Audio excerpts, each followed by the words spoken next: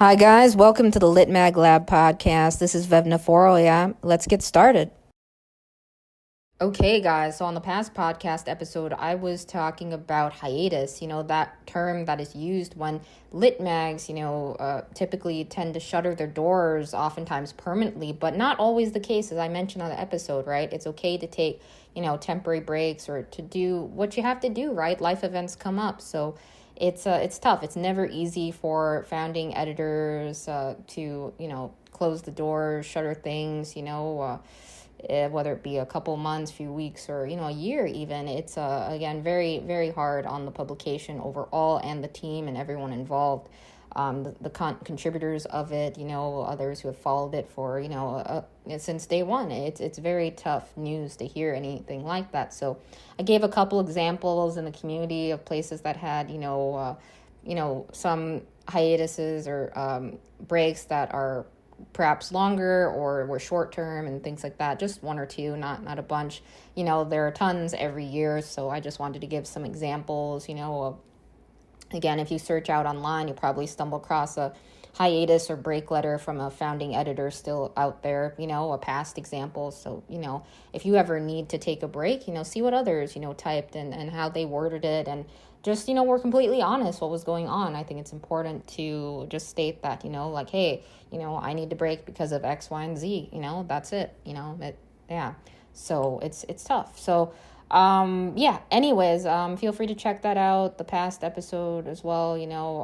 I've mentioned some award events in a couple episodes and nomination things, but I want to take time just to briefly touch base on this. So I mentioned that lit mags and journals, right? Oftentimes a couple episodes back somewhere in this podcast, I mentioned it's like the Olympics, right? For the world of lit mags and journals, right? Now, competition, we're all supporting one another, but it's cool, right? It's cool to be recognized for, work that, lit mags, you're maybe doing on a lit mag or journal, right?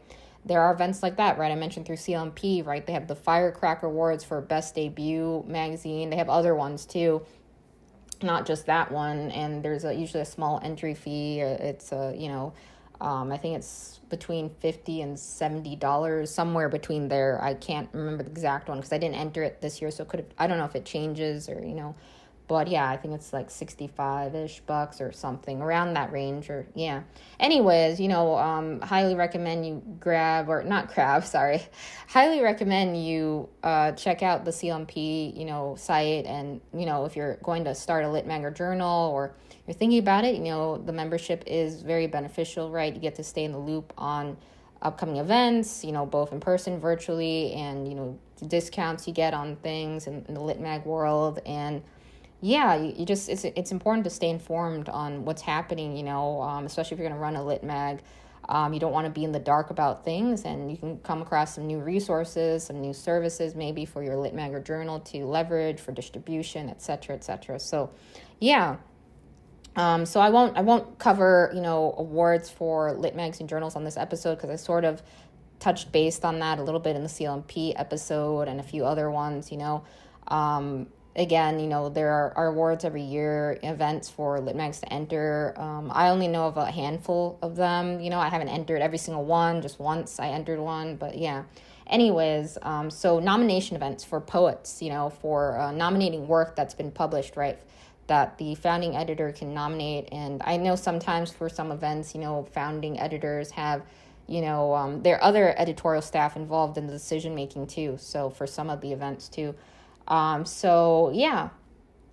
ones that I've entered, Pushcart, right? And Best of the Net. Those are the two every year that I've always entered. And this year, however, there was a third one we've entered. So Best New Poets, I nominated 2 poets for that. Now, the windows, for this, you have to mark your calendars, right? Because it's easy to miss the windows. You get caught up in publications and working on issues, and you're like, oh, darn, I missed the window. Like Best New Poets, I missed the window last year, and this year I did it. So there was like a $5 entry fee for Best New Poets, and Pushcart and the Best of the Net, they don't have fees at all. Best of the Net, they use a Google form basically, and then you submit each one. So let me go out to Best of the Net for you guys here. I know you can't see my screen, but the Best of the Net anthology. So the Best of the Net, I'm just going to read and quote off their site because it's easier for me, so I don't miss anything. So the Best of the Net is an awards-based anthology designed to grant a platform to a diverse and growing collection of writers and publishers who are building an online literary landscape that seeks to break free of traditional publishing. This space has been created to bring greater respect to the continually expanding world of exceptional digital publishing. The Best of the Net anthology began in 2006, a project created by Sundress Publications, and special thanks to the founding editor, Erin Elizabeth Smith. It says to gather communities on online literary magazines, journals, and individuals that do the work of creating our digital literary landscape. So, yeah, it goes into a couple other things there. So, and the managing editor and a few other names were listed. So, the submission window every year is typically, July 1st through September 30th each year. And for example, this year, the window was, first published or appeared on the web between July 1st, 2024 and June 30th, 2025. So when they have their nomination form that you go to fill out, you'll notice it says, for this year, it said 2026 because the decisions are always for the following year. So, yeah. And then, so this is all for digital works, and, journals and presses can, include up to 6 poems, 2 stories, 2 works of creative nonfiction, and 3 works of art. So, 6 poems, 2 stories, 2 works of creative nonfiction, and 3 works of art. So there are other categories, comics and other things that can be submitted. You have to read the details. You can ask them questions too, but it's pretty clear. So I had asked them a question in the past about photography, and they had mentioned the photography is considered art, right? So I just wanted to clarify if they were talking about traditional art or sketch art or things like that. I just wanted to make sure the first time entering it that I was doing it right. So I don't want to, submit something and it's wrong. So, so Best of the Net is awesome. They do a really great job. So they have all the past ones up. I don't see the other one quite yet. I see 2020, pre-2020 issues, 2020 through 2023. And then there's probably some other, I haven't scoured the entire site, or don't recall. I may have, but yeah. A lot of publications are online, and sometimes they later appear, in print, right? And that's totally okay. But yeah, I think this is a great event for, online publications or those that are predominantly online.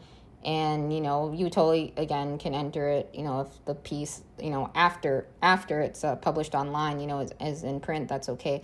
But yeah, I think it's cool. You have to provide, again, a direct link. The link has to be active when they're doing the whole review process and selection process, right?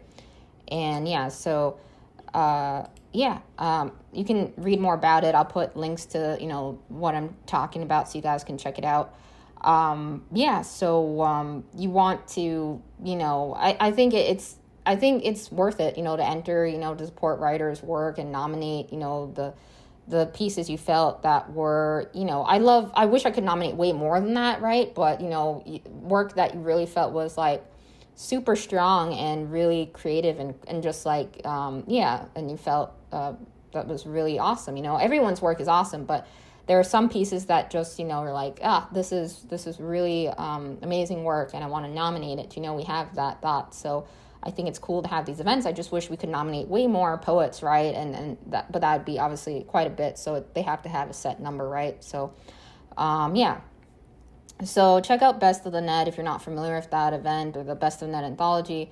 There's Pushcart, the Pushcart Prize. A lot of poets know about that one. Now, I don't know what's up with the Pushcart Prize site because every time I try to access it, I've been getting some wonkiness. But anyways, that is every year too, and it's coming up. That's usually towards the end of the year.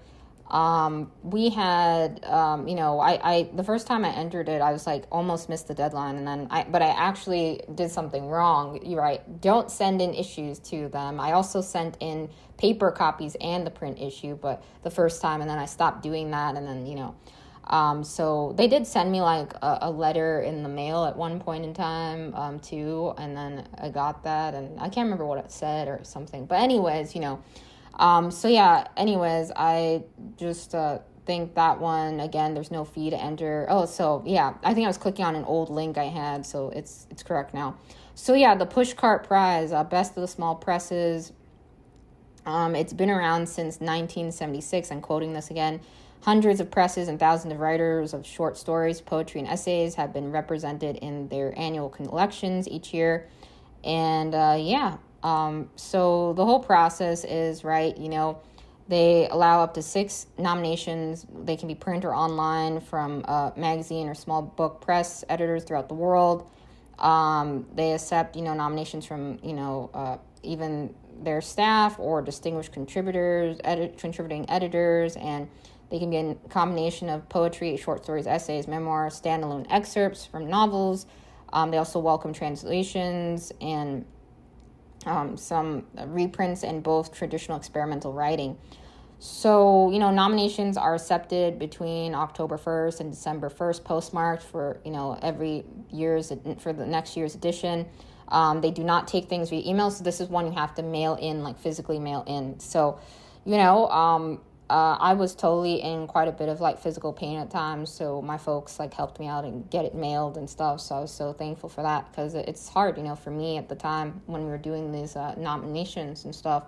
So at Dippy Lit Mag, and yeah, so we didn't end up getting any selections for the pushcart. Who knows? Maybe one year we'll have a poet end up in pushcart, or Best of the Net or Best New Poets. The most important thing is, I think it's important to partake in it, because it's awesome. It's not like we're paying $100 or $200 or $300 to enter these, right? Pushcart, Best of the Net, no entry fees, right? So I think it's worth it. Take some time.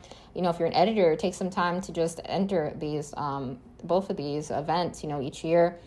Best New Poets, there's a small entry fee, and so that one, I nominated 2 poets again. So yeah, Best New Poets, that was new for us this year. There was a Robert Siegel prize that I entered, but I think they sent an email to me on that one where they didn't have enough entries. I think it was a fairly new one. I'm not sure, but anyways, there are some other award and nomination events out there. I'm not aware of all of the ones in existence. So I think a goal of mine for, upcoming, months or years or, here, so is to look at some more of the short story fiction, nomination events, because we haven't participated in a lot of those, specifically just centered on those.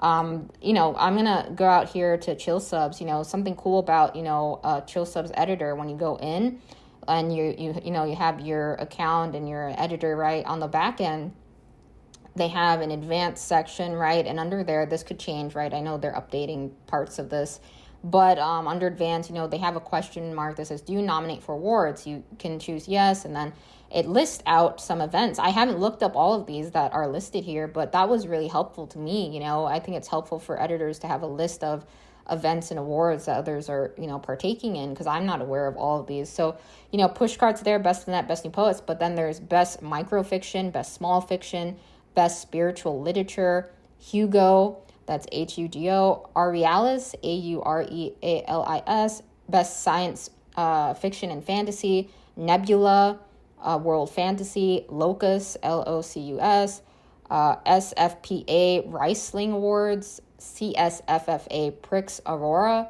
Best American, O. Henry, and Ford Prizes. I don't know the other ones. I'm not familiar with them, but I'm totally going to look into those. So I assume, quite a few of those are, for, the fiction ones I haven't looked at or anything like that. But yeah, it just goes to show that there are a lot of award events and nomination events out there. I'm not sure what the other ones entail, if it's just getting, same thing with the push card or best net. I don't know if it's like getting published in an anthology of some kind, or if there's any of the ones listed I mentioned are cash awards or anything like that. Not aware of that, but yeah. So it's important to, I think, if you're an editor, or, to get listed in Chill Subs, to create an account, to manage your listing. There's a lot of useful resources and information through Chill Subs, and so it's good to stay informed of award events and things like that. There are quite a few out there that are free to enter, and then there's some that have entry fees. So it's a mixed bag, right, that you'll come across. But I'd say, enter the free ones, totally, do that if you're gonna, start a lit mag, and you want to support writers further, do the selections. They're really hard to come up with the selections, right? Because there's so much awesome work, and then you're like, I always feel heartbroken because I can only choose X amount of poems per their guidelines, and like, darn, I wish we could nominate more. But so what some presses or some lit mags do, I'll share here. So I think I think this is really cool what they did. I think some other lit mags and journals do this as well. The name Bullshit Lit. So sorry, I know I wasn't going to curse or say anything, but Bullshit Lit. Now they're awesome. I think they're based out of Pennsylvania. So check them out. I'll drop a link here too. But so I think it's was established by Veronica Bennett back in October of 2021. They're based in Philly, Pennsylvania. So I think what they have here, let me see. If you go to so they have on their website, a read section, awards and nominations, right? They do enter, right, push card and, other things. So I think they had some, I don't know where it is. Anyways, I think they had a event that they had come up with. I don't know if they're still doing it, but where they created their own annual award event. I don't see, they may have updated their website, or maybe I'm just completely missing it. But so they had a award event, right? Some lit mags and journals, what they do, they have an annual award event, their own, for, contributors that, and they choose to give an award to a poet, or select some faves too, on top of doing the push card and the, best of that, the other award events, right? I think that's really awesome. I think that was where I first had, seen anything like that from, Bullshit Lit. They had that really cool award event. I don't know if they still are doing that or what it was called. I can't seem to recall. But I know some places do that. So you can totally, make your own, awards event too. You don't necessarily have to, do the ones I mentioned, but it's a good idea to, a lot of lit mags and journals do. It's a great way, again, to, have work potentially appear, poets' work potentially appear print. They do those print anthologies each year. And if you're not really sure what, what the anthologies look like, pick it up, or read some of the past nominations, the work that's been nominated in the past, to really grasp the event a little bit further, look at, things like that. I think it's a great way, again, to spotlight some awesome work, But I just wish we could bump that up, the amount of nominations to like 10 or something, because it's so hard, sometimes picking out those poems. I'm like, I dedicate a good set of time to really carefully choosing those and selecting them. So anyways, I just wanted to cover nomination events. So again, I don't know all of the award events in existence, but Chill Subs has a pretty good, back end list when you're going to, say yes to, which ones do you nominate for, so you can do research on those, some of the ones I mentioned. I'm sure more in the future will be created. I'm sure there's other ones out there. So a lot of great ways, to, share and nominate work further. There's some poems I've ended up nominating twice because I felt they were super strong, and I just really wanted, to, do that. It's, So, Take care, guys. I mean, in terms of nominating twice, I mean, I nominated it in one event and then also another event, right? So that's what I mean. So, if it qualifies within the, dedicated dates, right? So, yeah, so now take care, guys. I just wanted to touch base on that. So next episode, I think we'll do something more on the writer's end, writer's side. This podcast is like for writers and publishers, both, general, talking about the writing community, my experience. And eventually I will get to the part of this series I want to do, like the individual spotlight episodes and stuff, and maybe share my screen with you guys. We'll see if others enjoy that, then maybe I'll continue doing that. But for right now, just finishing up some main audio topic episodes I wanted to do. It's sort of like an audio diary for me, I guess, and if it helps you, that's awesome. So, yeah. And it's also required, for some of the nomination events to be aware of contact information. So that's also very important. That's why I think it's very helpful for, submission management systems where you can, archive that information as needed to reach back out to poets or the nomination places, right? They can do that with the contact information you provide, which is, required in most cases, not all. But yeah, you want to be able to notify others, right, about the, the status of a nomination or, keeping the loop on that and stuff. So yeah, just want to tack that on. So it's my last PS note, I promise, guys. Promise this time. So yeah.